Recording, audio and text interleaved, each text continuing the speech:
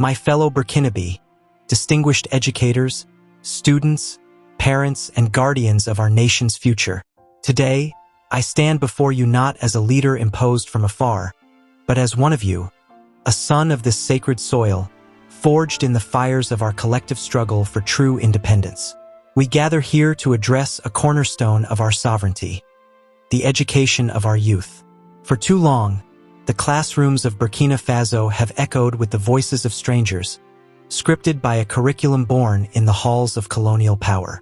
But I declare to you now, the time has come for transformation. No longer will we chain our children's minds to the French curriculum that has alienated us from our own essence.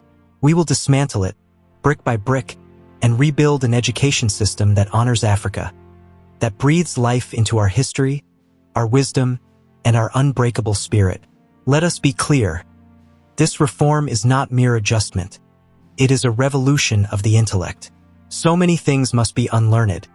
Those distorted narratives that painted our continent as a blank canvas awaiting the brush of European discovery. Unlearned.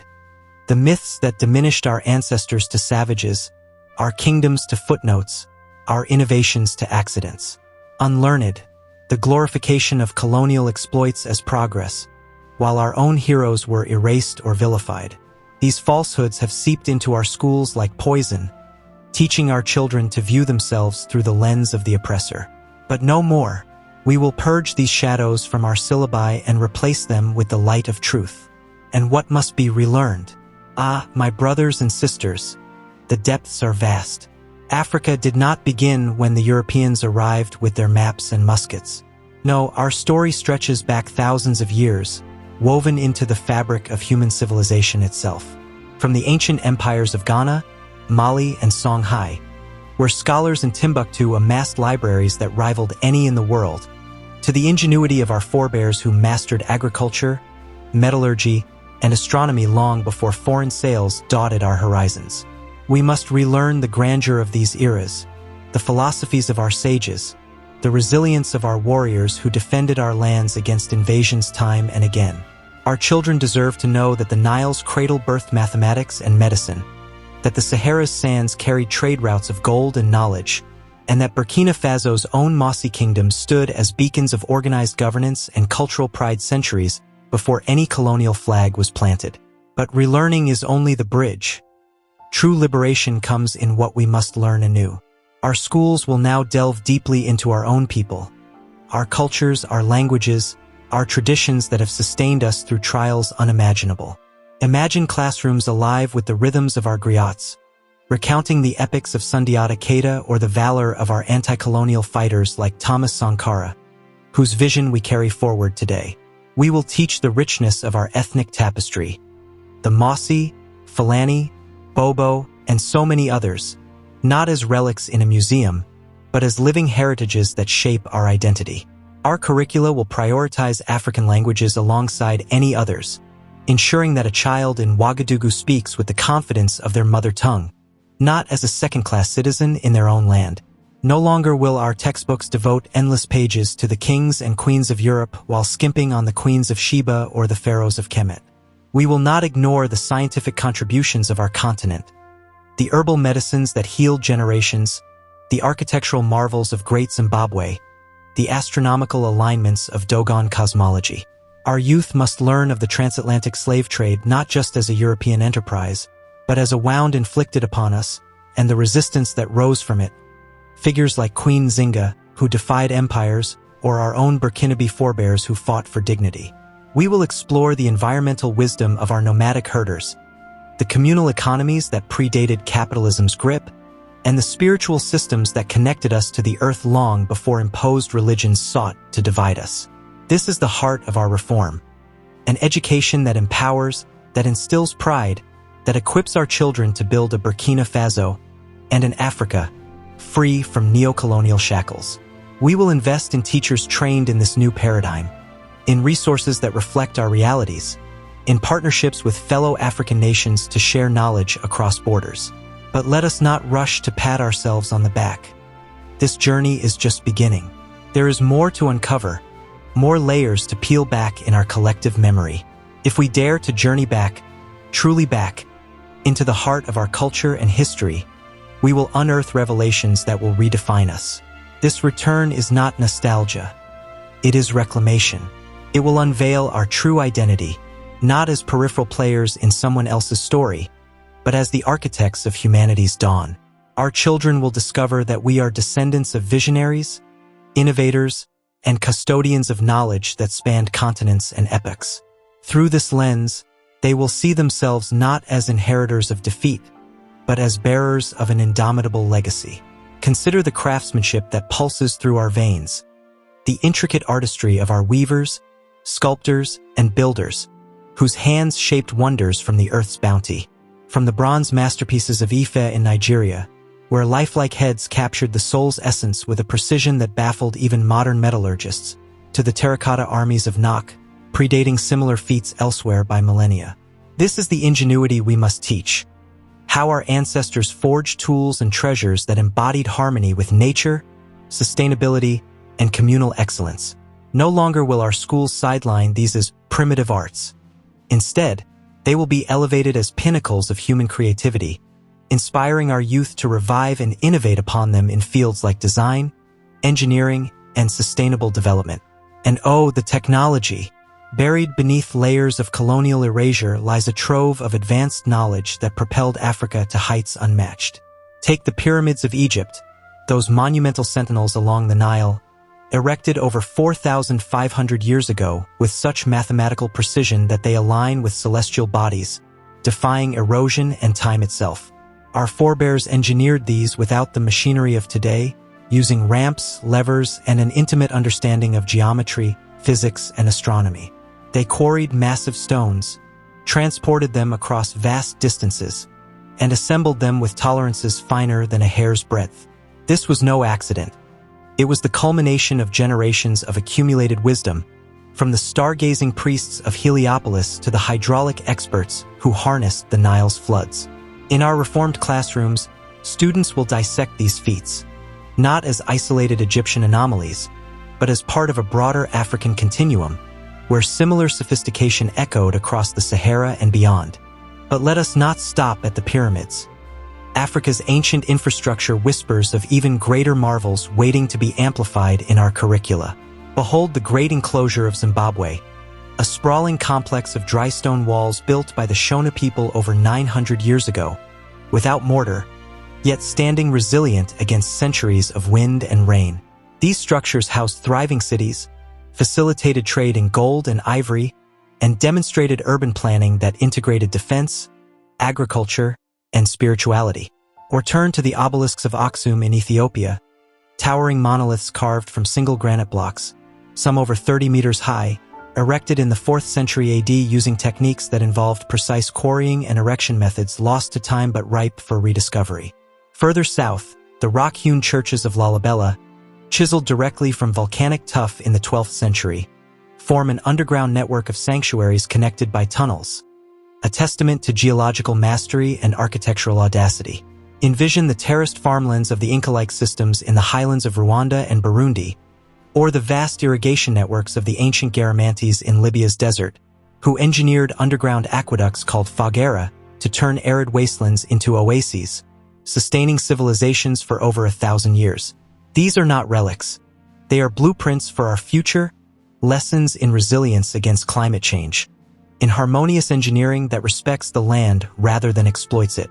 Our schools will immerse students in these stories, using hands-on projects to recreate models, analyze materials, and draw parallels to contemporary challenges like renewable energy and urban sustainability. Through this, we reveal how African technology was holistic, blending science with spirituality, community with innovation, ensuring that progress served the people, not just the powerful.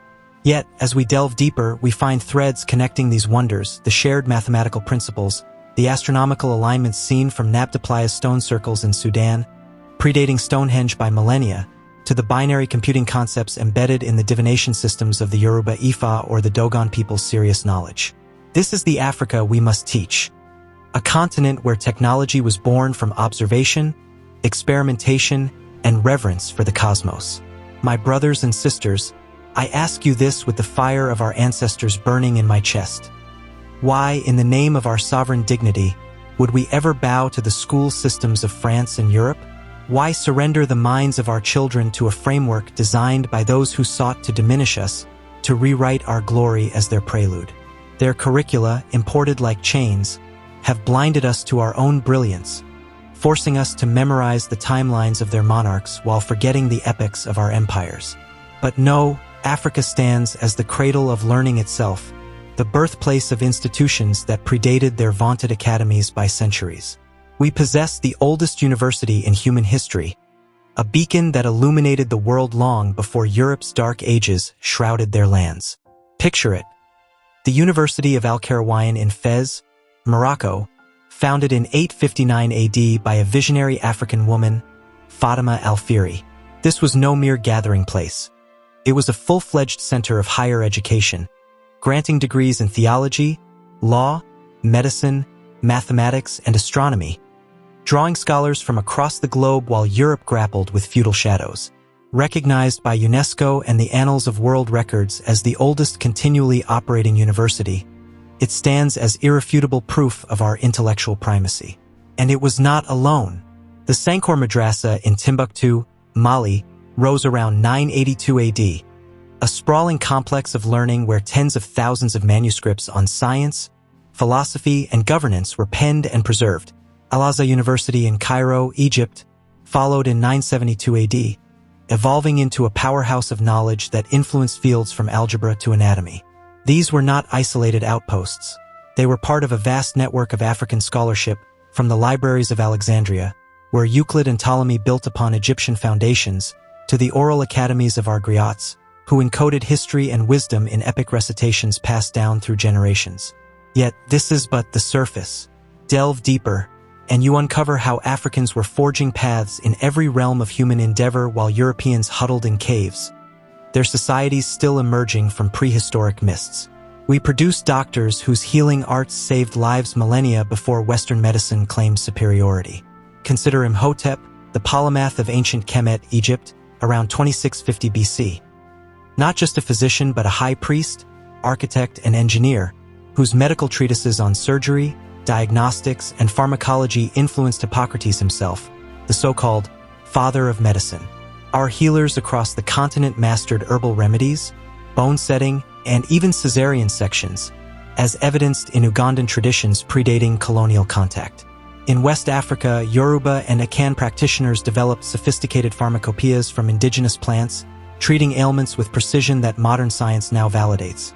Compounds like those from the Madagascar periwinkle, which birthed chemotherapy drugs. And astronomers? Our forebears mapped the stars with an acuity that defies imagination.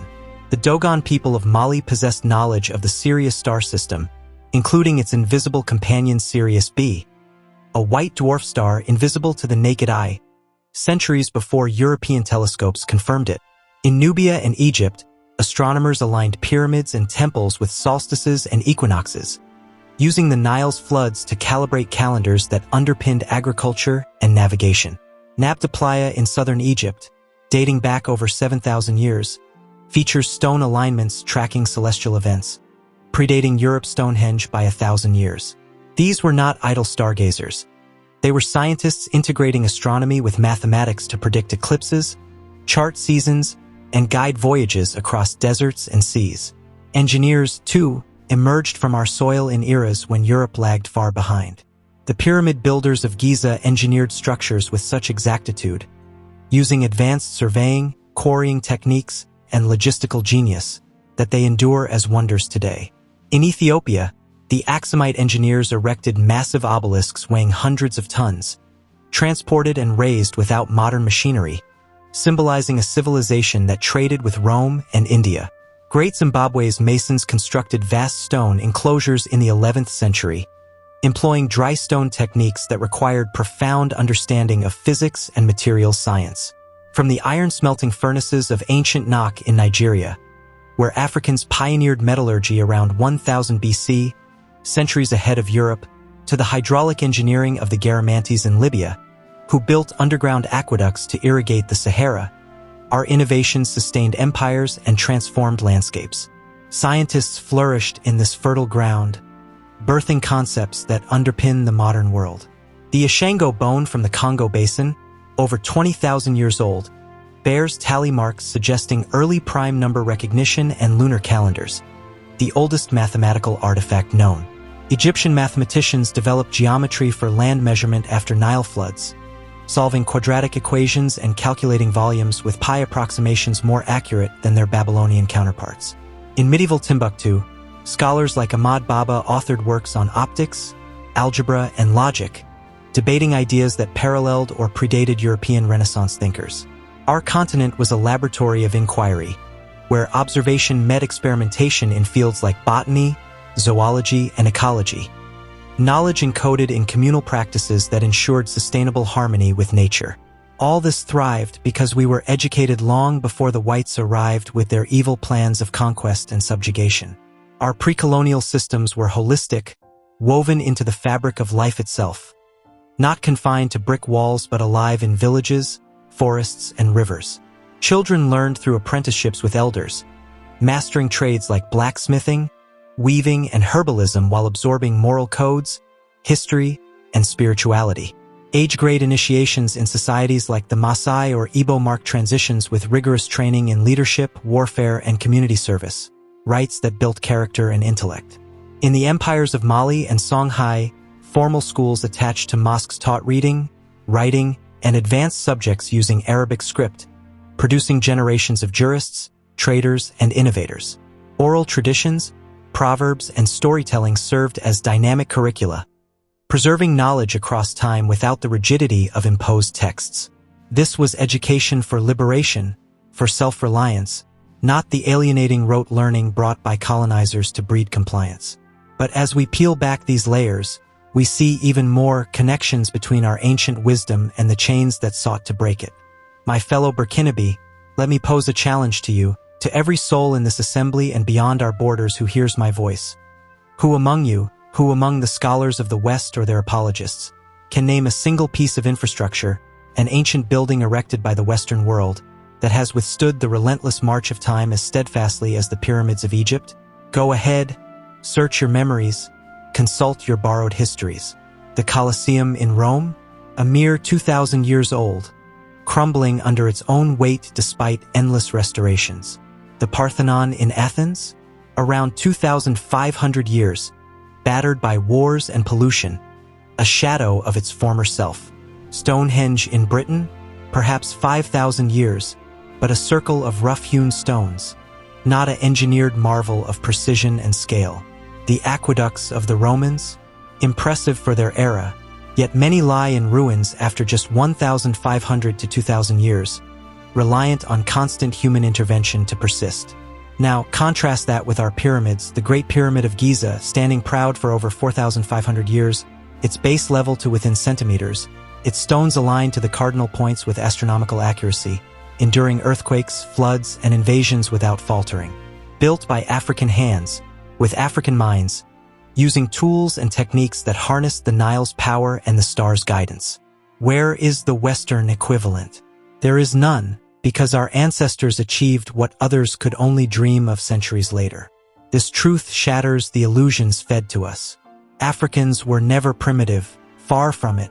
We were the vanguard of civilization, crafting societies with governance, art, and technology that set the standard for humanity. Primitiveness? That label was a weapon wielded by those who envied our sophistication.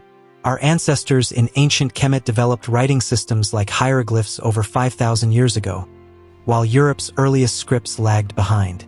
In the Nok culture of Nigeria around 1000 BC, we smelted iron in blast furnaces, producing steel-like tools that enabled agriculture and warfare on a scale unmatched in contemporary Europe, where bronze was still the pinnacle. The Kingdom of Kush in Sudan built over 200 pyramids of their own, smaller but no less ingenious, with steep angles and burial chambers that reflected advanced mummification and engineering. Primitiveness? No. Our people navigated vast trade networks across the Sahara using camel caravans and stellar navigation, exchanging gold, salt, and ideas while Europe wallowed in isolated tribalism. We were astronomers charting the cosmos, mathematicians devising the 365-day calendar that the world still uses, and artists whose Benin bronzes, cast with lost wax techniques in the 13th century, rival any Renaissance masterpiece for detail and expression. And uneducated? Laughable. Africans were never uneducated. We were the educators of the world, the keepers of knowledge when others groped in darkness. Long before the universities of Bologna or Oxford stirred in the 11th and 12th centuries AD, our institutions flourished. Beyond Al-Qarawiyyin and Sankor, consider the House of Life in ancient Egypt, Parank, where scribes, physicians, and priests studied in organized academies as early as 3000 BC, compiling texts on surgery, ethics, and engineering. In Ethiopia's Guizi script, scholars preserved religious and historical manuscripts from the 4th century AD, forming libraries that influenced Byzantine and Islamic learning. Our oral universities, like those of the Mandinka griots, trained historians and diplomats through rigorous memorization and debate, ensuring knowledge flowed unbroken across generations. Uneducated? We produced polymaths like the Egyptian Tahotep, whose maxims on wisdom and governance from 2400 BC predate Aristotle by over 2,000 years. In the 15th century, while Europe emerged from plagues, Timbuktu's scholars debated quantum-like concepts in astronomy and wrote treatises on optics that paralleled Alhazen's work. Our education was communal, practical, profound, not the narrow, elitist model imposed later. Africa was never underdeveloped. That is the grandest lie of all, a fabrication to justify plunder. We were developed in ways that prioritized harmony, sustainability, and human flourishing over mere accumulation. Our cities like Meroe in Sudan, with iron industries powering economies in 500 BC, or the walled metropolis of Benin City in Nigeria, described by 17th century Dutch visitors as rivaling Amsterdam, with wide streets, palaces, and intricate urban planning, stood as testaments to our advancement. The Swahili coast stone towns, like Kilwa, buzzed with international trade in the 13th century, building coral mosques and harbors that connected Africa to Arabia and Asia. Underdeveloped? Our agricultural terraces in the Ethiopian highlands fed populations for millennia with soil conservation techniques now studied for climate resilience. The gold mines of ancient Ghana produced wealth that funded empires, with currency systems and taxation more sophisticated than feudal Europe's. We had legal codes, like those in the Mali Empire's Kuruk and Fuga Charter from 1236 AD, enshrining rights and freedom centuries before Magna Carta. This was development rooted in equity, not exploitation, villages with communal granaries ensuring no one starved, healers' guilds advancing medicine through empirical trials. But how did these truths become twisted? The Westerners who first set foot here, the explorers, missionaries, and traders like Vasco da Gama in the 15th century or Henry Morton Stanley in the 19th, returned to their people with tales far removed from reality. They painted us as savages in need of civilizing, ignoring the thriving markets of Zanzibar or the scholarly courts of Sokoto to claim Africa was a dark continent ripe for conquest. Mungo Park, trekking the Niger in 1795, marveled at our hospitality and agriculture, but reported back distortions that fueled slave traders' justifications. David Livingstone, in his zeal, described vibrant kingdoms yet framed them as backward to rally support for colonial missions, erasing our agency to portray themselves as saviors. These fabrications, echoed in books, maps, and policies, served their evil plans: to divide our lands at the Berlin Conference of 1884–85, to extract our resources, to impose borders that scarred our unity. They told their people we were underdeveloped to mask their underhandedness, uneducated to belittle our wisdom, primitive to excuse their barbarism in chains and whips. In today's speech, I am here to erase these venomous narratives, to scrub them from our collective consciousness like dust from a sacred artifact. We will rewrite our textbooks with unvarnished truths, teaching how these early intruders, driven by greed for our ivory, gold, and souls, concocted myths of superiority to cloak their inferiority complex. They omitted how our mathematicians influenced Greek thinkers, how our ironwork armed resistances against them, how our spiritual systems fostered peace where there's bred wars. Delve with me into the accounts. Christopher Columbus, inspired by African navigators' tales via the Moors, sought our routes but claimed discovery. The Portuguese, encountering the Congo Kingdom in 1482, were astonished by its bureaucracy and art, yet reported it as pagan chaos to sanction enslavement. These distortions permeated their literature, from Hegel's racist philosophies dismissing Africa as unhistorical in the 19th century to school curricula that still echo them today, perpetuating a cycle of self-doubt among our youth. But we see through it now. Their explorations were invasions, their discoveries thefts of knowledge we already held. My brothers and sisters, let no one misconstrue my words today as flames of racism fanned against an entire race. Far from it. This speech, these declarations pouring from my heart, are not born of hatred for the color of anyone's skin. They are a resolute stand, a war, if you will, against those specific white folks, those architects of empire and their descendants, who have deliberately crafted and perpetuated the vile image of Africa as a continent of low lives, perpetual poverty, and unending despair. These are the ones who, through centuries of calculated propaganda, economic sabotage, and cultural erasure, have painted our vibrant lands as beggars' bowls, our people as helpless wards in need of their benevolent intervention. They are the puppeteers behind the strings of neocolonialism, the ones who orchestrate puppet regimes, extract our minerals while leaving crumbs, and flood our markets with their goods to stifle our industries. This war is against their systems of exploitation, the IMF loans that trap us in debt, the media narratives that amplify our famines while ignoring our harvests, the history books they authored to claim our achievements as their own or dismiss them as myths. It is against those who, in boardrooms from Paris to Washington, still plot to keep Africa fragmented, dependent, and seen as the dark underbelly of the world, all to maintain their grip on global power. Delve with me into the depths of this distinction, for it is crucial. Racism would be to blanket all whites with the sins of the oppressors, to deny the humanity in diversity. But I speak not of race as a monolith. I speak of actions, ideologies, and histories that have wounded us.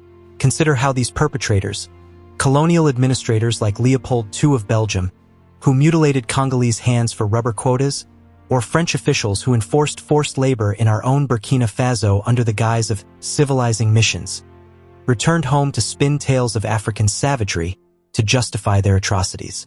Their successors today, in multinational corporations and governments, continue this legacy, funding coups against leaders like myself who dare to nationalize resources, imposing sanctions that starve our children while claiming to promote democracy, and portraying our self-reliance movements as instability in their news outlets.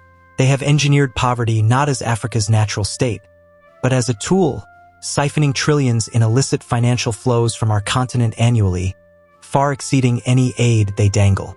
This manufactured image of low lives serves their interests.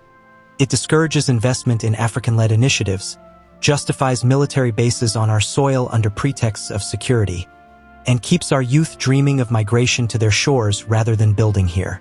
It is a psychological war, embedding self-doubt so deeply that even some of our own echo their lies, calling our traditions backward while idolizing Western consumerism. Yet, in this struggle for true self-governance, for the right to chart our own destiny without foreign vetoes, I must pause to acknowledge and thank those whites who stand shoulder to shoulder with us, honest allies in the pursuit of truth and justice. These are the scholars like Walter Rodney, whose How Europe Underdeveloped Africa exposed the deliberate underdevelopment we endured. The activists like those in the anti-apartheid movements who boycotted and protested from Europe and America. The journalists and historians today who amplify African voices, debunk colonial myths, and advocate for reparations. Think of figures such as the French intellectual Jean-Paul Sartre, who supported African independence struggles, or modern allies in NGOs and academia who collaborate on fair trade, technology transfer, and cultural exchanges without paternalism. They are with us because they see the interconnectedness of humanity, that Africa's liberation uplifts the world, dismantling systems of inequality that harm even the oppressed in their own societies. To them, I extend profound gratitude. Thank you for your integrity, for choosing truth over comfort, for lending your platforms to our narratives rather than silencing them. Your solidarity proves that this fight transcends race. It is about equity, dignity, and a shared future where no continent is deemed inferior. So, let it be clear, this is not a racist speech, as some detractors might hastily label it in their attempts to deflect and discredit. Those who cry racism at the mere mention of historical accountability are often the guardians of the status quo, uncomfortable with the mirror we hold up to their privileges. Racism would be to essentialize and dehumanize. What I offer is reclamation and rectification, a call to unmask the specific forces that have engineered our marginalization. It is an invitation to all, regardless of origin, to join in dismantling these structures. We delve into this not to foster division, but to heal through understanding, to build bridges on foundations of honesty rather than sands of denial. My words are a weapon against injustice, not people, a blueprint for pride, not prejudice. And so, my fellow Burkinabe, as we embark on this educational revolution, let us carry this spirit forward. Let our schools become fortresses of truth, our children warriors of wisdom, our nation a shining example for Africa and the world. Together, we will unlearn the lies, relearn our glory, and learn anew the paths to sovereignty. The future is ours to shape, vibrant, unyielding, and free. Thank you, and may the ancestors guide us.